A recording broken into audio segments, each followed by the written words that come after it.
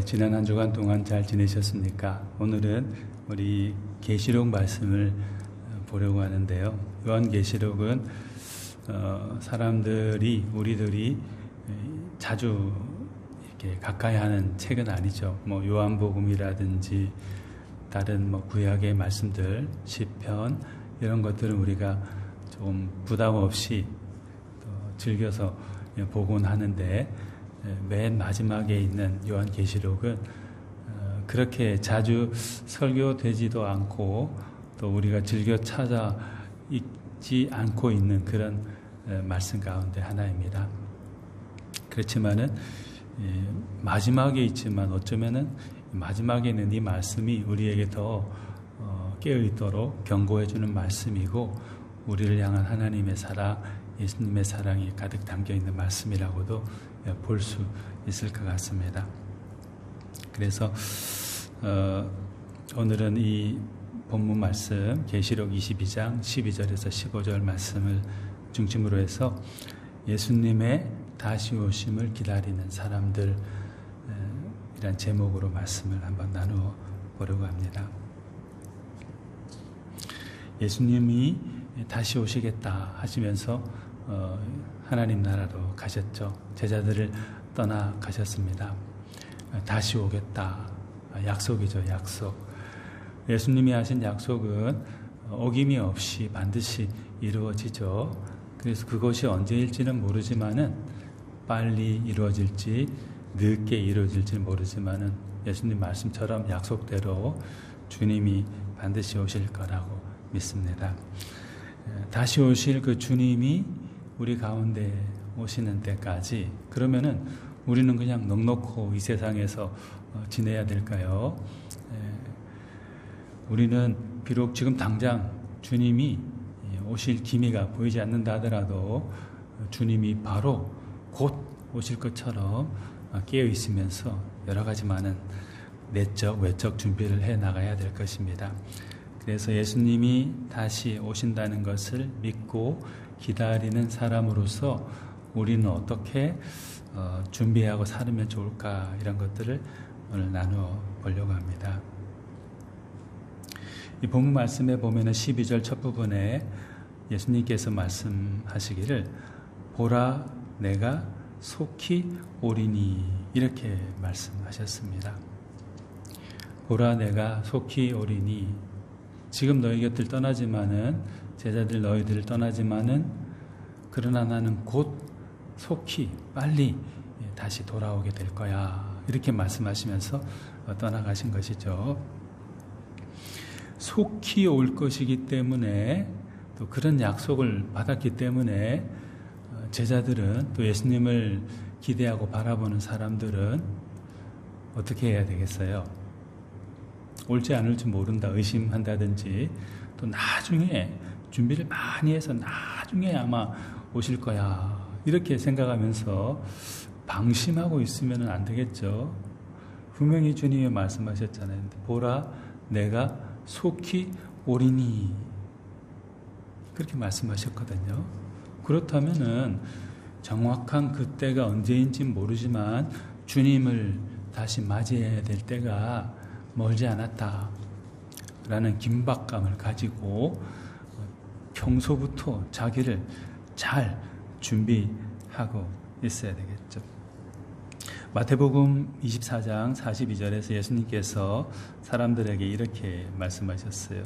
그러므로 깨어있으라. 어느 날에 너희 주가 임할는지 너희가 알지 못함이라, 이렇게 말씀했습니다. 어느 날에 너희 주님이 임할지 모르기 때문에 너희는 깨어있으라. 잠들어 있지 말고 항상 깨어있어라.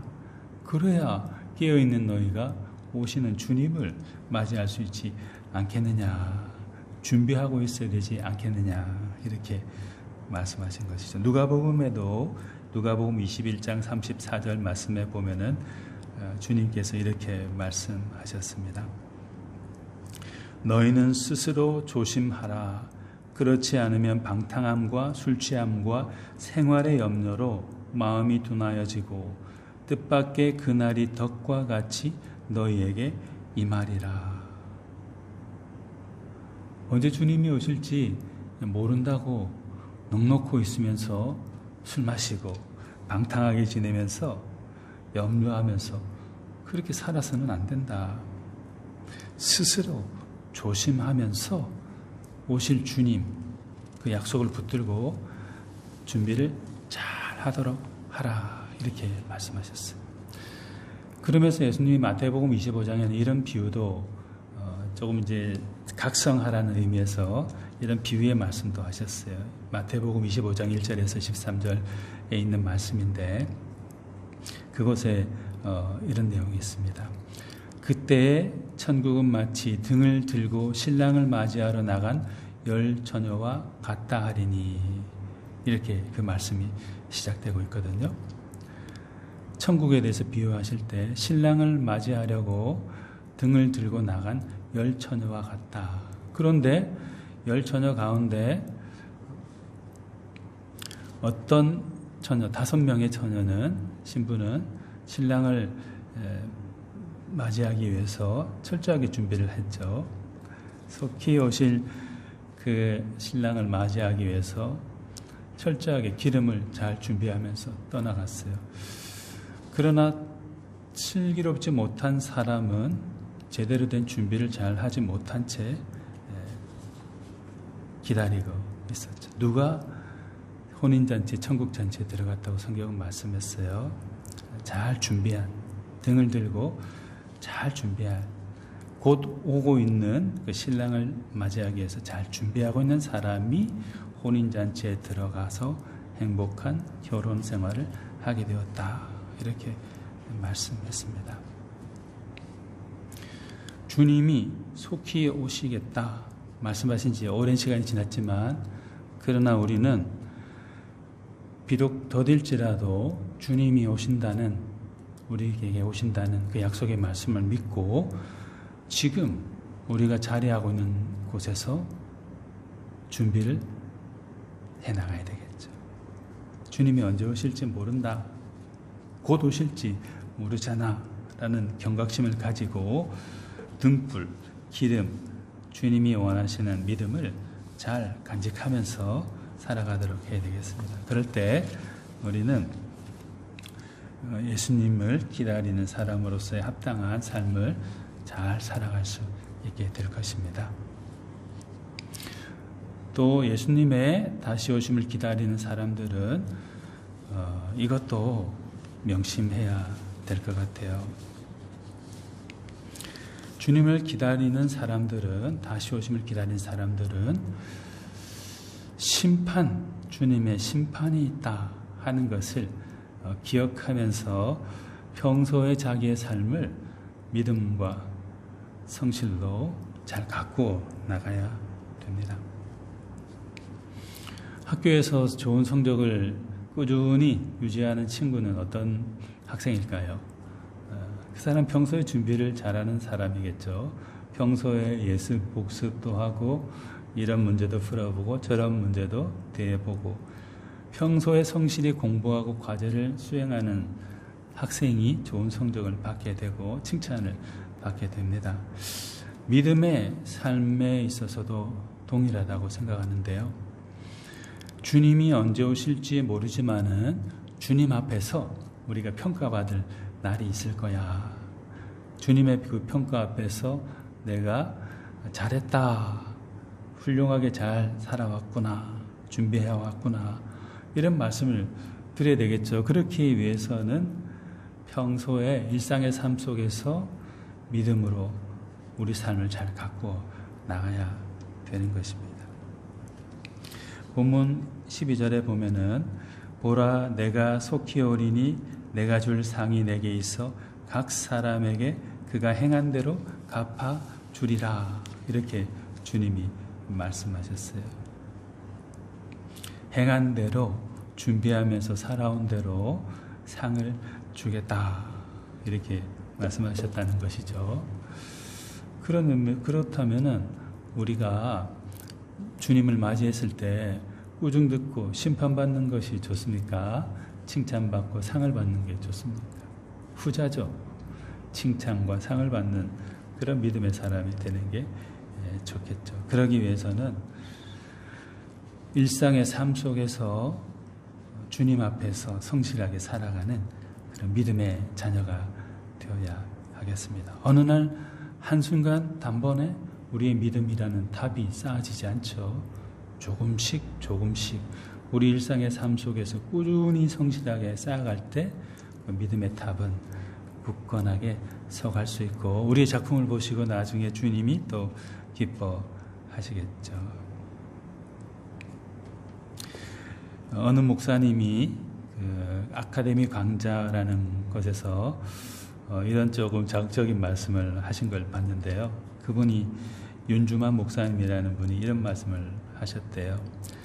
교회에 나왔는데 구원을 받지 못하고 버림을 당한다면 그 사람은 이 세상에서 차라리 복음을 듣지 못한 사람보다 더 불쌍한 사람이라는 것을 가슴 깊이 기억해야 합니다. 교회에 나오긴 나왔는데 신자이라고 하긴 하는데 구원받지 못하는 사람, 버림받은 사람이 된다면은 그 사람은 차라리 세상에서 복음을 듣지 못한 사람보다 더 불쌍하다 이렇게 말을 했다는 거죠. 주님이 누구신지도 알고 그분이 주신 말씀도 가지고 있으면서도 그 말씀대로 성실히 자기 삶을 믿음을 갖고 가지 못한 사람은 참 불쌍한 사람이라는 것이죠. 우리가 믿음 생활을 얼마나 많이 했다. 내 직분이 무엇이다. 나는 이런 일도 했다. 이것을 자랑할 것이 아니라 주님의 심판, 좀 무서운 말이긴 하지만 주님의 심판 앞에 섰을 때 주님께 인정받을 수 있는 사람이 되기 위해서 늘 평소부터 어디에 있든지 우리의 믿음과 삶을 잘 가꾸어 나가는 그런 사람, 그런 예수님이 오심을 기다리는 사람, 그런 우리가 되면 좋겠습니다. 또 예수님의 다시 오심을 기다리는 사람은 우리의 모든 것 되시는 주님이 우리와 항상 함께 하신다 하는 것을 고백드리고 확신하고 붙잡는 사람이 되어야 될 것입니다. 13절 말씀해 보시면은 예수님께서 나는 알파와 오메가요 처음과 마지막이요 시작과 마침이라 이렇게 말씀하셨습니다. 나는 알파와 오메가요 처음과 마지막이요 시작과 마침이시다. 초대교회 성도님들은 신앙생활을 하는 동안에 편안하게 모든 것이 다 갖추어진 상태에서 신앙생활을 한 것 아니죠. 그분들이 신앙생활을 할 때 살아가는 동안에는 많은 박해들이 있었습니다. 어떤 분들은 죽임을 당하는 분들도 계셨고요. 또 피해야 다녀야 되는 그런 힘든 생활을 하신 분들도 계셨습니다. 그러나 그분들이 그런 모진 박해와 어려움 속에서도 이겨낼 수 있었던 것은 어떤 이유 때문일까요? 주님은 우리와 항상 함께 하신다. 알파와 오메가요 처음과 마지막이요 시작과 마침이 되시는 주님께서 우리의 모든 상황 가운데 함께 계셔 주신다. 이런 확신이 있었던 것입니다. 누가 뭐래도 주님은 우리를 떠나지 않으시고 우리의 보호자가 되어주시고 구원자가 되어주신다 하는 이로 믿음이 있었기 때문에 이분들은 그 많은 고난 속에서도 박해 속에서도 심지어 죽임을 당하면서까지도 당신들의 믿음을 지키면서 살아가셨던 것입니다. 사랑하는 여러분, 우리가 만약에 주님을 우리가 편안할 때만 우리와 함께 하신 분이라고 생각하고 있다면은 그런 생각을 하는 우리를 주님이 얼마나 좀 이렇게 안타깝게 생각하실까요? 항상 같이 해주는데, 같이 동행해주고 이끌어주고 인도해주는데, 채워주는데 힘들다고 해가지고 내가 없는 듯이 생각하고 불평하고 불만하고 그렇게 산다면은 되겠니? 주님이 그렇게 말씀하지 않으실까요? 사랑하는 여러분, 우리가 어떤 삶의 모습으로 살아가든지 간에 우리가 어떠한 형편 가운데 있든지 간에 주님은 알파와 오메가가 되시고 우리의 모든 것 되시고 우리와 항상 함께 해주시는 분이십니다. 처음부터 끝까지 우리와 동행해 주시는 분이 바로 우리 주님이십니다. 우리가 고난받고 아파하고 외로워하고 눈물을 흘리고 두려움 속에 떨고 있을 때에도 주님은 여전히 우리 가운데 계시는 분이십니다. 초대교회 성도님도 그 알파와 오메가 되시고 항상 함께 해주시는 주님을 확신하고 붙들었고 바라보았기 때문에 그 모든 어려움과 고난 속에서도 믿음의 승리를 할 수가 있었던 것입니다. 우리도 임마누엘의 하나님, 우리와 함께 하시는 그 하나님에 대한 확신과 믿음 속에서 때로 다가오는 여러 가지 어려움들을 잘 극복해 나가는 그런 우리가 되도록 해야 되겠습니다.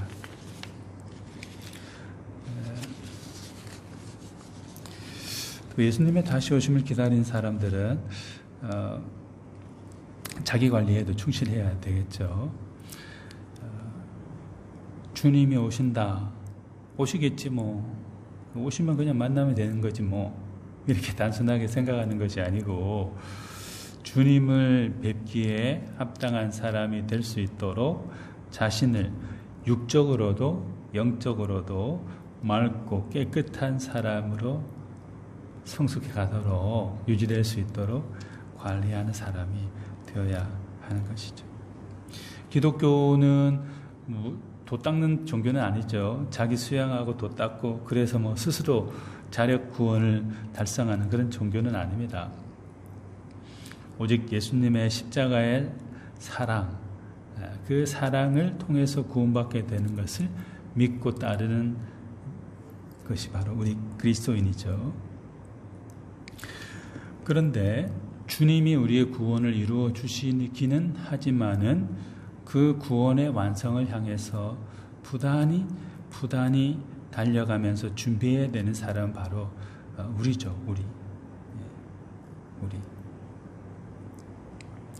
우리가 준비하고 우리가 깨어 있어야 되죠.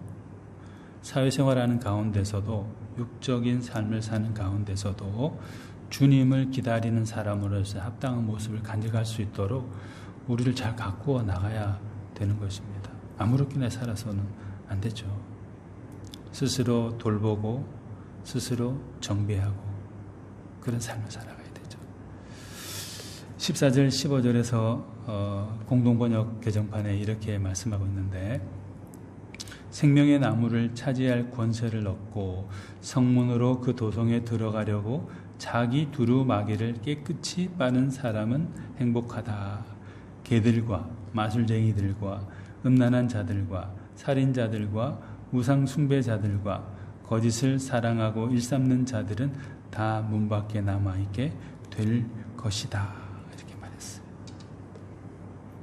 구별된 삶, 영적으로 육적으로 깨어 있으면서 맑고 깨끗하게 자기의 삶을 영혼을 가다듬는 사람이 되어야, 자기 두루마기를 깨끗이 빠는 사람이어야 결국에는 주님을 온전한 모습으로 맞이할 수 있겠죠. 물론 뭐 우리가 그렇게 열심히 도 닦듯이 준비한다고 해가지고 우리의 그런 노력 때문에 구원받는 것은 아니지만은 신랑을 맞이할 신부, 신부를 맞이할 신랑처럼 자기를 잘 준비하는 사람, 자기 두루마기를 깨끗이 빠는 사람, 정비하는 사람, 그런 정신으로 살아가는 사람은 주님을 기쁨으로 맞이할 수 있는 거죠.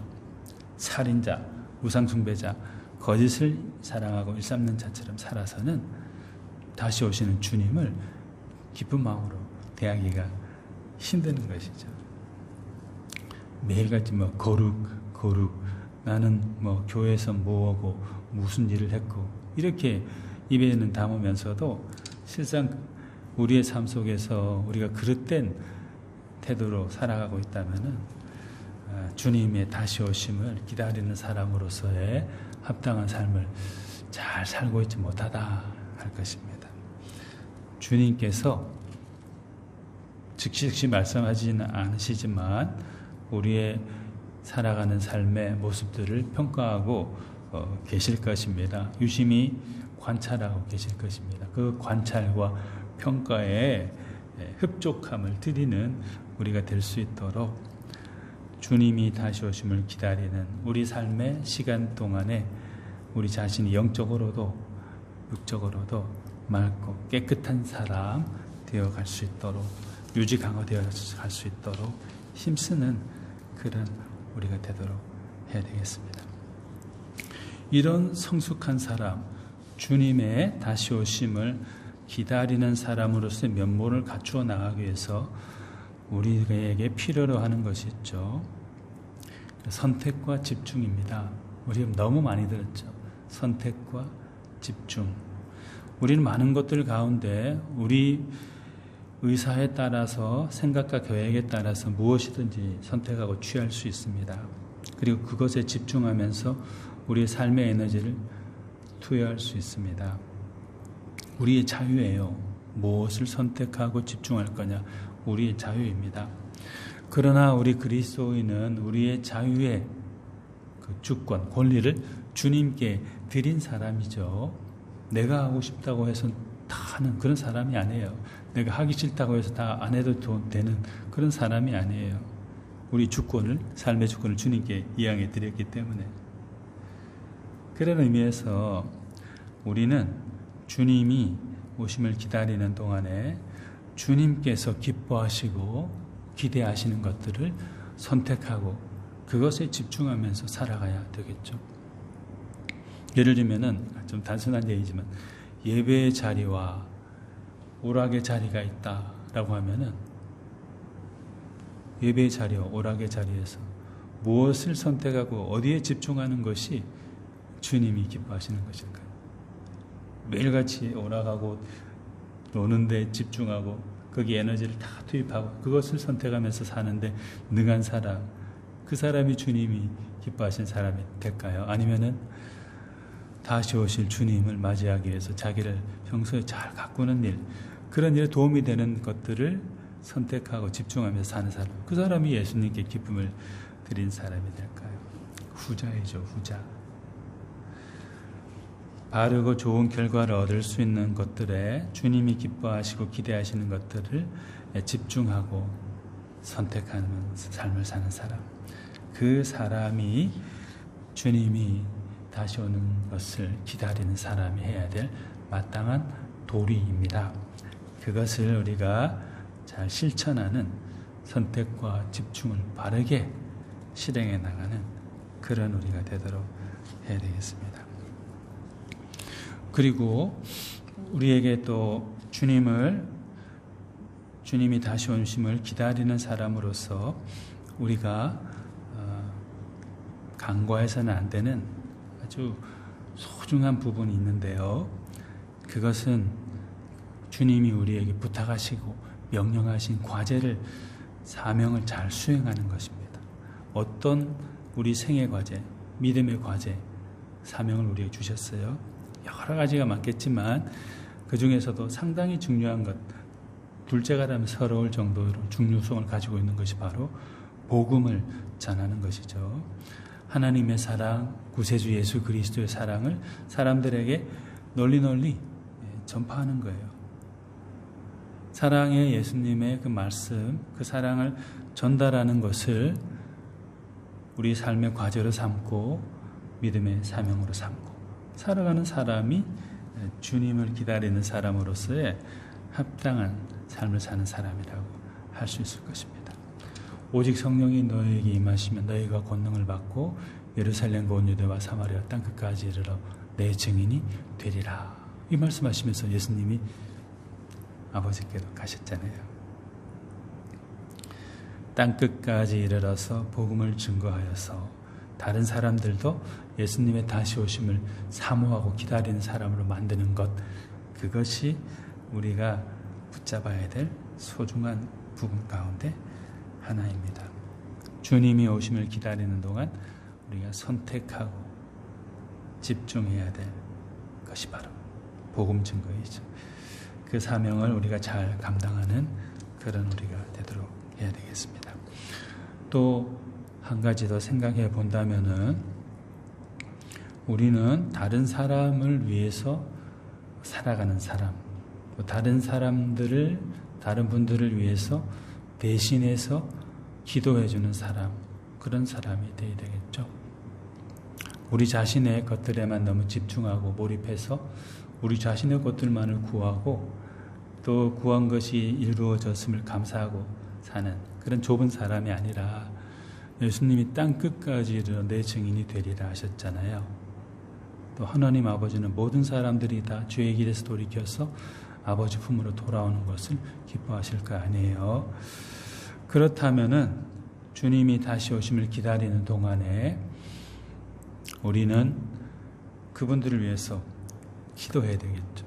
우리를 자신을 위한 기도도 해야 되겠지만은 다른 분들의 회복과 주님의 자녀됨을 위해서 간절하게 기도드리고 그분들의 삶의 평안을 위해서 기도드리고 중보자로 서는 일에 우리가 힘을 써야 되겠죠. 예수님은 십자가에서도 아버지 저들의 죄를 사하여 주옵소서, 십자가 돌아가시면서도 그렇게 기도하시면서 대신에 기도해 주면서 중보해 주면서 사람으로서의 생을 마감하시 가셨죠. 공생의 처음부터 마지막까지 주님이 보여주신 것은 나만을 위한 삶이 아니고 나만을 위한 나와 가장 가까운 사람들만 위해서 하는 기도, 그것이 아니고 모든 사람들을 위한 기도, 그것을 예수님은 실천하셨고 우리에게도 요구하십니다. 가까이 사랑하는 가족들을 위해서, 교우들을 위해서, 또 이웃들을 위해서, 또 세상에 여러 가지 형편으로 고통당하는 수많은 사람들을 위해서 우리가 부족하고 힘이 약하지만 하나님 아버지께 간절한 마음으로 대신해서 기도드리고 그분들의 구원과 행복을 위해서 보탬이 되는 그런 삶을 살아가는 우리가 되도록